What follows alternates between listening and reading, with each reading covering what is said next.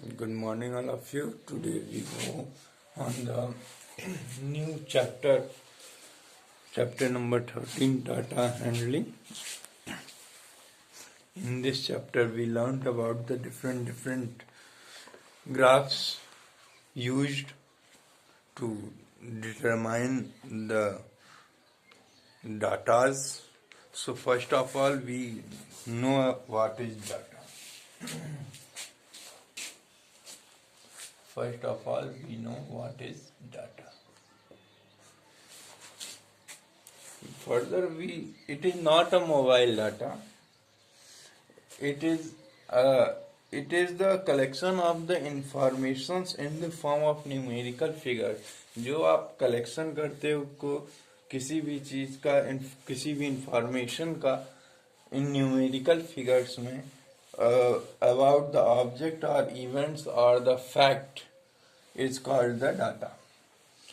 कोई भी किसी भी इंफॉर्मेशन को आप न्यूमेरिकल फिगर्स में जैसे ही आप काउंट करते हो उसे हम डाटा कहते हैं। जैसे कि आपको किसी भी अपने क्लास के 40 स्टूडेंट्स के बारे में अगर आपको कोई भी जानकारी चाहिए, जैसे मान लीजिए कि आप अगर उनका वेट अगर आप वेट के बारे में उनकी इंफॉर्मेशन चाहिए आपको फॉर द स्पेशल पर्पज, जिस पर्पज के लिए आप ले रहे हैं बस डाटा उसी के लिए आप कलेक्ट करेंगे। जैसे डाटा अगर वेट का आप डाटा ले रहे हैं बच्चों के कि आपकी क्लास के 40 स्टूडेंट्स का वेट कितना है, तो आपसे फर्स्ट वेट से उनका वेट आप वेट कर लेंगे। उनका बारी बारी से आप एक साइड उनका नाम लिख लेंगे, एक साइड फिर उनके सामने वेट लिख लेंगे। तो उससे आपको एक इंफॉर्मेशन मिल जाएगा कि इस बच्चे का इतना वेट है, इस बच्चे का इतना वेट है। ओके, तो उसको कैसे प्रिपेयर करेंगे आप? एक साइड नेम लिख लेंगे आप उसमें और एक साइड वेट लिख लेंगे। तो आप बच्चों के इधर नाम लिखते जाएंगे, इधर उनके सामने वेट लिखते जाएंगे। इससे आपके पास एक डाटा का कलेक्शन हो जाता है और आप उसको अपने पास रख लेते हैं और यही आपका डाटा कहलाता है। फॉर द पर्पज के लिए, स्पेसिफिक पर्पज के लिए आप वो डाटा काम करेगा। अब उसके वेट के डाटा से आप उसको ये नहीं बता सकते हैं कि कौन ज्यादा तेज है कौन कम तेज है। क्लियर? अब अगर आप चाहते हैं कि आप उसके वेट से आप ये नहीं बता सकते हैं कि वो मैथ में कितना नंबर पाएगा या साइंस में कितना नंबर पाया है, ये आप डाटा, तो यहाँ पे आपका वो डाटा फॉल्स हो जाएगा जब आप वेट को लेके उसका नंबर बताएंगे। तो क्योंकि डाटा जो होता है फॉर स्पेसिफिक पर्पज, एकदम निश्चित पर्पज के लिए डाटा का इस्तेमाल किया जाता है। जिस पर्पज के लिए आप डाटा कलेक्ट कर रहे हो वही पर्पज रहेगा। क्लियर? अब मान लेते हैं कि अगर आप यहाँ पे डाटा निकाल रहे हो मार्क्स ऑब्टेन्ड इन हिंदी, यहाँ पे आप डाटा कलेक्ट कर रहे हो मार्क्स ऑब्टेन्ड इन हिंदी।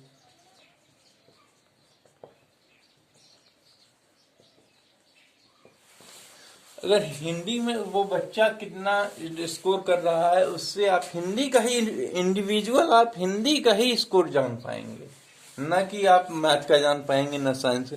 उसके लिए आपको इंडिविजुअल डाटा मैथ का अलग बनाना होगा, साइंस का अलग बनाना होगा, या टेबुलेशन फॉर्म बनता है आपका, जो रिजल्ट रिपोर्ट कार्ड बनता है वो भी एक प्रकार का डाटा होता है। वो आपको इंफॉर्मेशन दे रहा है कि आपने हाफ ईयरली, एनुअल, जो आपने साल भर 6 महीने के दौरान जितना भी आपका स्टडी है उसका रिपोर्ट क्या है। The report is such type of the data. ये डाटा आपको इंफॉर्मेशन देता है कि 6 महीने में आप कितना परफॉर्म किए हैं। और जब आप एनुअल एग्जाम का डाटा लेते हैं तो वो एनुअल एग्जामिनेशन का रिपोर्ट कार्ड जब आप लेते हैं तो वो आपको बताता है कि साल भर में आपने क्लास 8 में कितना स्टडी किया, आपका क्या परफॉर्मेंस रहा है। तो ये उसमें कंपेयर होता है, कंपेयरिंग भी होती है। तो आप वहाँ पे हिंदी, इंग्लिश, साइंस, मैथ सब उसमें उसका कॉलम में नंबर्स भरे होते हैं। तो आप वहाँ से कंपेयर भी करते हैं कि यार मैथ में नंबर अधिक पाया, साइंस में कम पाया, एसएसटी में मेरा ज्यादा है, कंप्यूटर ठीक ठाक है, तो इससे ये कंपेयर करते हैं। अब डाटा जो होता है आपका, सिर्फ आपका रिपोर्ट कार्ड है, सिर्फ आप अपने से कंपेयर कर रहे हैं, आप अपने इंडिविजुअल सब्जेक्ट्स में कंपेयर करेंगे, सिर्फ आपका है वो।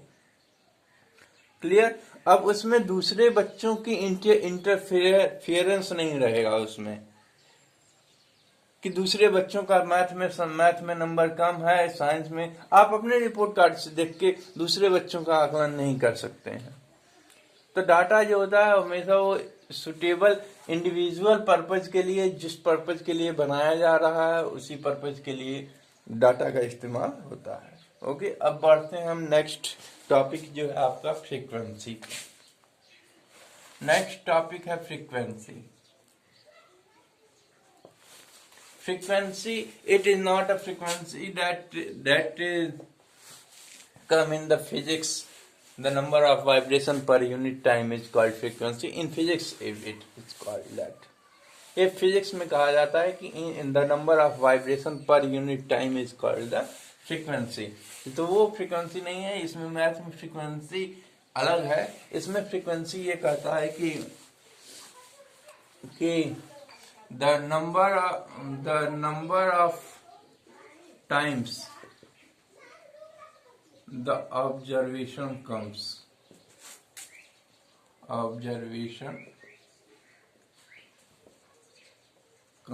in the data।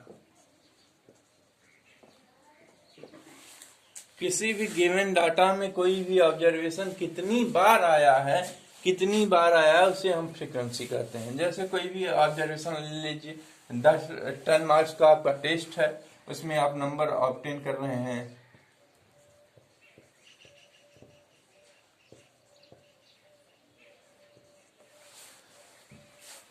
तो फ्रीक्वेंसी अगर आप देखेंगे तो 7, इसमें सबसे ज्यादा फ्रीक्वेंसी किसकी है, तो ये 7 की फ्रीक्वेंसी, क्योंकि 7 2 बार आया है इसमें, तो ये 7 फ्रीक्वेंसी हो जाएगी। Frequency of 7 is equal to 2। 2 बार आया है इसलिए फ्रीक्वेंसी ऑफ 7 2 हो जाएगा। फ्रीक्वेंसी ऑफ 8 चाहिए तो 1 बार आया है, 6 का चाहिए तो 1 बार आया है, 9 का चाहिए तो 1 बार आया है, 10 का चाहिए तो 1 बार आया है। अगर आपसे कोई 5 का फ्रीक्वेंसी इसमें पूछता है तो 5 आया ही नहीं है, तो इसलिए 0 हो जाएगा। Is it clear now?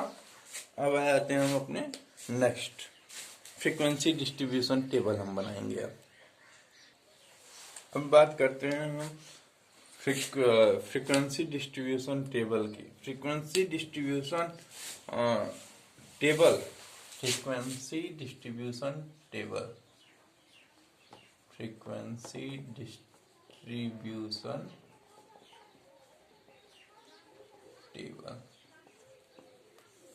How we make the frequency distribution table? Frequency distribution table, that means ये कहता है a table like the containing frequencies of different scores is called the frequency table। जिसमें एक टेबल लाइक स्ट्रक्चर होगा, जैसे आप एक side लिख लें मार्क्स, एक साइड लिख लें name of number of students,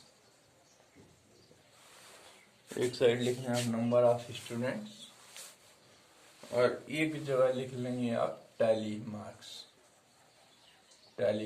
आप लोग अभी 7th क्लास में भी पढ़ के आए होंगे tally marks.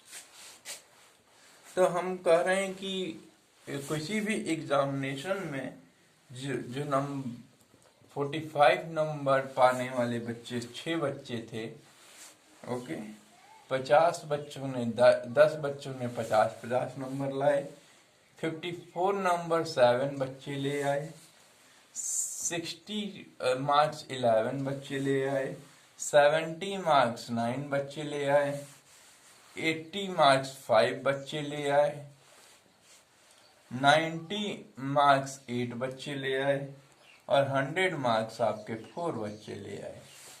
Okay, so when we have to make that type of table, अब आते हैं इसके फ्रीक्वेंसी टैली मार्क्स पे। 6 के लिए क्या करते हैं, चार वर्टिकल लाइंस को हम क्रॉस करते हैं, तो ये 5 काउंट होता है टैली मार्क्स में। ये 5 हो गया, 1 6, 10 लिखना है, 1 2 3 4 5 6 7 8 9 10, 7 लिखना है, 1 2 3 4 5 6 7, ओके। 11 लिखना है, 1 2 3 4 5 6 7 8 9 10 11, ये हो गया। अब आपको 9 लिखना है, 1 2 3 4 5 6 7 8 9, 5 लिखना है, 1 2 3 4 5, 8 लिखना है, 1 2 3 4 5 6 7 8, 4 लिखना है, 1 2 3 4। ऐसे जब आप टेबल का प्रिपरेशन कर देते हैं कुछ इस प्रकार से,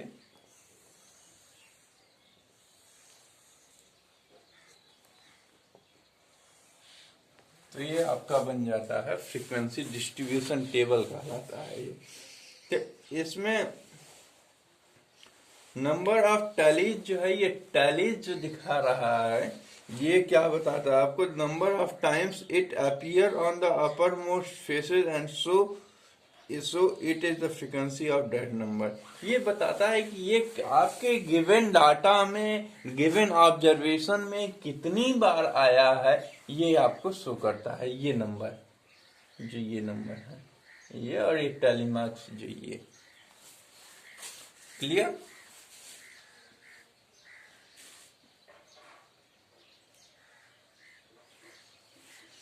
ये बन जाता है आपका फ्रीक्वेंसी डिस्ट्रीब्यूशन टेबल। क्लियर हुआ। अब आते हैं हम नेक्स्ट एक्सरसाइज पे आ जाते हैं। अब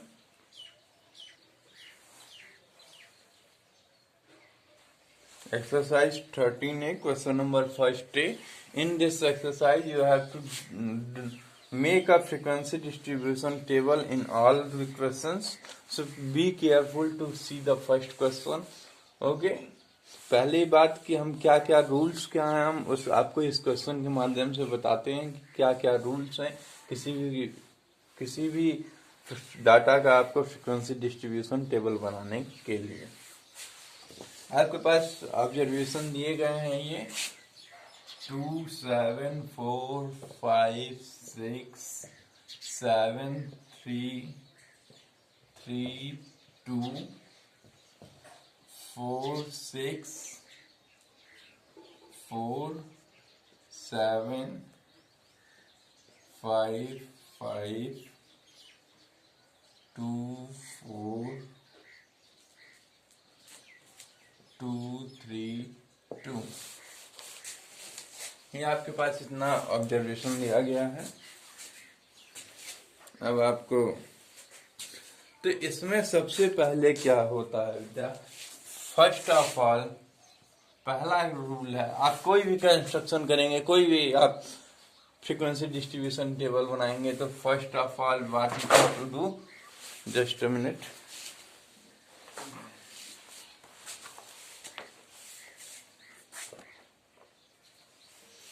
first of all we arrange the given data in ascending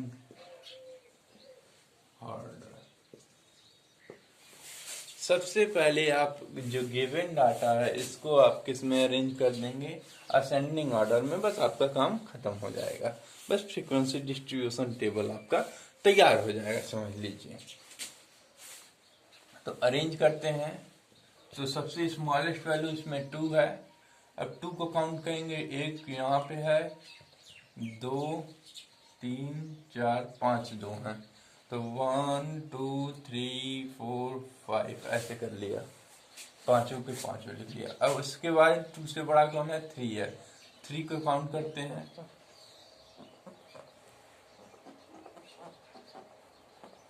3 को काउंट करते हैं, इधर 3 1 2 3, तो 1 2 3, 3 के बाद 4 आता है, तो एक 4 ये है, 1 2 3 4, तो 4 4 1 2 3 4 5 1 2 3 3 5 है, 1 2 3। अब 6 1 2 2 6 है ओनली, तो आप 2 6 लिख देंगे। 7 1 2 3 3 7 है, 3 7 आप ऐसे लिख देंगे। ये आपके असेंडिंग ऑर्डर में, मतलब स्मॉलेस्ट टू लार्जेस्ट आपका हो गया। अब सेकेंड स्टेप क्या है? कंस्ट्रक्शन ऑफ फ्रीक्वेंसी डिस्ट्रीब्यूशन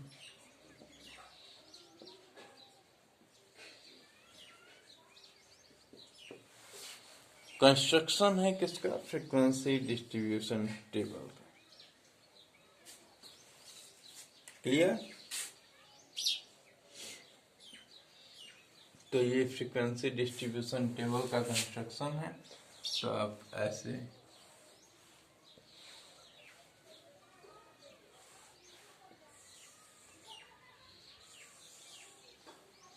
बना देंगे।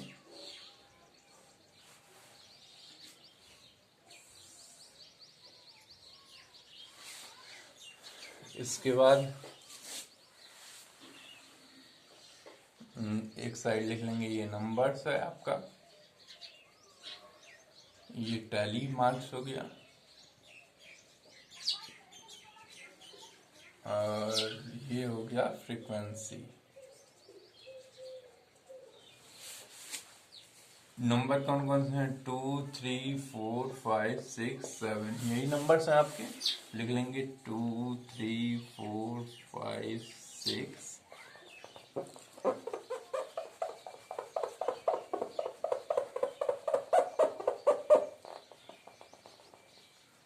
7। Is it clear now? अब 2 कितनी बार है? 5 टाइम्स है, तो टैली मार्क्स बनाएंगे 1 2 3 4 5, 5 यहाँ लिख देंगे। 3 कितनी टाइम्स है? 3 टाइम्स, तो 1 2 3 3 यहाँ लिख देंगे। 4 कितनी टाइम्स है? 4 times, 1 2 3 4 4 times.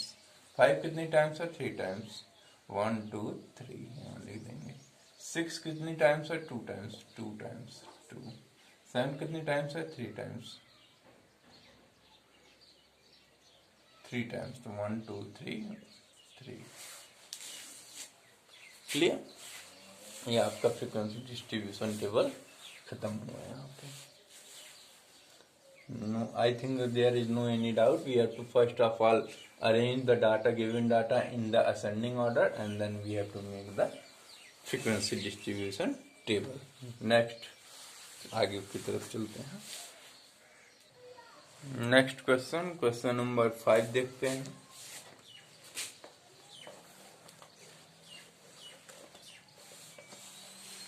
The following are the monthly rents in rupees of 30 shops. 30 shops का ये मंथली रेंट है। मंथली रेंट क्या है 30 का? 40, क्वेश्चन नंबर 5 है। 42, 49, 37, 82, 37, 75, 62, 54, 79, 84, 75, 63, 44, 74, 36, 69, 54, 48, 74, 39, 48, 45, 61, 71, 47, 38, 80, 51, 31, 43। ये 30 लोगों का है। तो जब आप इसमें इंडिविजुअल का फ्रीक्वेंसी टेबल, जैसे प्रीवियस क्वेश्चन में बात कर रहा था, उसमें बनाएंगे तो सबका इंडिविजुअल बनेगा। अब इसमें क्या है कि आपको एक क्लास इंटरवल मार्क करना है। क्लास इंटरवल का मतलब ये होता है वो रेंज बताएगा आपको कि इसके बीच के जो रहेंगे वो इसमें आ जाएंगे। तो इसमें दिया हुआ है using the class interval of equal width, जो विड्थ है वो बराबर होनी चाहिए। Which one class interval being 40 to 50 excluding 50, मतलब 40 से जो 50 वाला होगा ये आपका 40 से लेके 50, इसमें ये देखिए ये क्लास इंटरवल कहलाता है। क्लास इंटरवल में ये लोअर लिमिट कहलाता है क्लास इंटरवल का, लोअर लिमिट, और ये कहलाता है अपर लिमिट, अपर लिमिट। और ये upper limit minus lower limit कर देंगे, upper limit minus lower limit. ये क्या बता देता है आपको, ये बताता है width, width of class interval. ये होता है width of the class interval. और ये लोअर, ये क्लास इंटरवल हो गया आपका पूरा का पूरा क्लास इंटरवल। क्लास इंटरवल में ये लोअर लिमिट होता है, जो सबसे छोटी वैल्यू होगी क्लास इंटरवल में वो लोअर लिमिट कहलाएगी, बड़ी वैल्यू अपर लिमिट कहलाएगी। और जो width of the class interval आप कैसे देंगे, upper limit minus lower limit कर देंगे, ये width of the class interval हो जाएगा। क्लियर? तो अब आइए हम इसको फ्रीक्वेंसी डिस्ट्रीब्यूशन टेबल इसका कैसे बनाते हैं क्लास इंटरवल के माध्यम से, इसको समझते हैं। Here see the first of all arrange in ascending order, given data को हम लोग असेंडिंग ऑर्डर में मैंने यहाँ अरेंज कर लिया है। अब इसके बाद आप क्या करेंगे, अब इसके बाद कंस्ट्रक्शन करेंगे फ्रीक्वेंसी डिस्ट्रीब्यूशन टेबल का। तो फ्रीक्वेंसी डिस्ट्रीब्यूशन टेबल में कुछ इस प्रकार से आप बनाएंगे। एक में लिख लेंगे क्लास इंटरवल, क्लास इंटरवल। वहां पे आप क्या लिखते थे, नंबर, जो इंडिविजुअल नंबर होता था वो डाटा में कितनी बार आया। अब यहाँ पे लिखेंगे क्लास इंटरवल इसके रेंज के बीच में।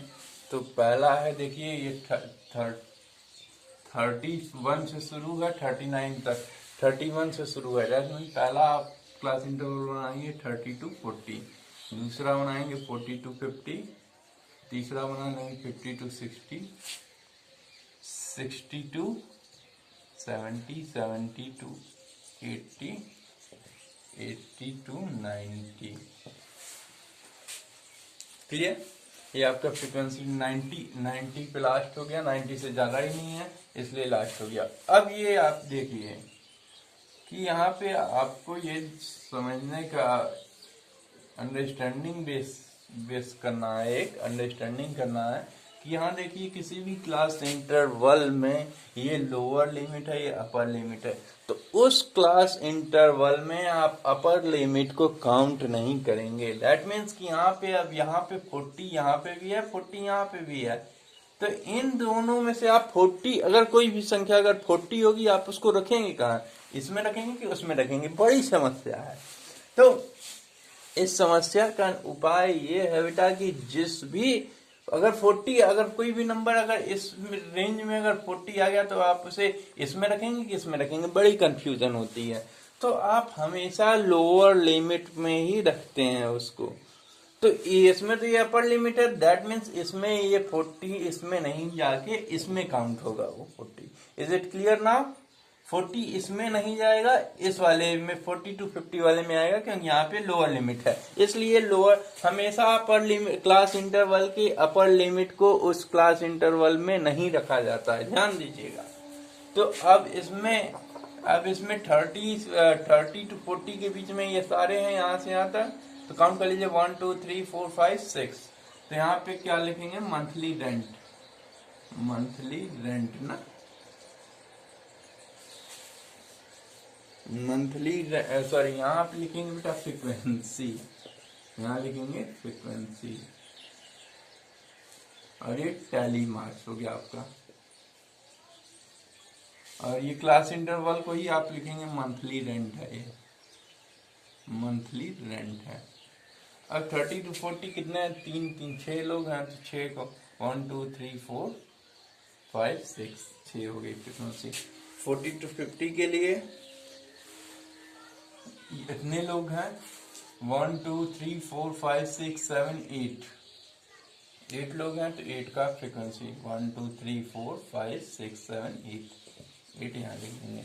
50 to 60 में 1 2 3 3 लोग हैं तो 1 2 3 3 यहाँ लिख देंगे। 1 2 3 4 4 लोग हैं तो 1 2 3 4 और यहाँ लिख देंगे। यहाँ से यहाँ तक 1 2 3 4 5 6 लोग हैं तो 1 2 3 4 5 और सॉरी 3 4 5 6 यहाँ पे 6 लिख देंगे। 80 to 90 3 लोग हैं 1 2 3 1 2 3 3 ऐसे। ये frequency distribution table for the class interval बनाने का एक तरीका है। Okay, then here the left questions जो भी बचे हुए हैं आप उसको अपने घर पे कर लेंगे। Okay, thank you all, thank you very much.